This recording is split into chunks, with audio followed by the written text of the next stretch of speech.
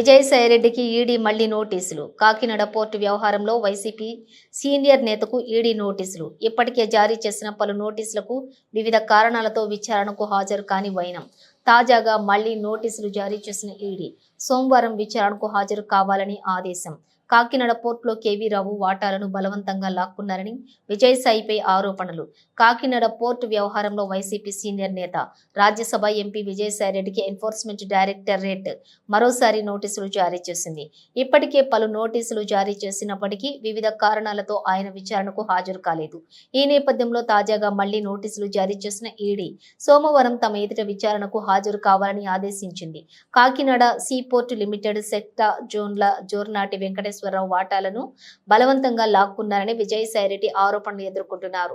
ఈ నేపథ్యంలోనే కేవీ రావు ఫిర్యాదును పరిశీలించిన ఈడీ విజయసాయిరెడ్డి మనీ లాండరింగ్ కు పాల్పడినట్లు గుర్తించింది. ఈ మేరకు ఆయనకు నోటీసులు జారీ చేసింది. అయితే ఇప్పటికే జారీ చేసిన నోటీసులు పలు కారణాలతో విచారణకు హాజరు కాలేనంటూ విజయసాయిరెడ్డి తెలిపారు. ఇక తాజా నోటీసుల నేపథ్యంలో ఆయన విచారణకు హాజరవుతారా లేదా అనేది చూడాల్సి ఉంది.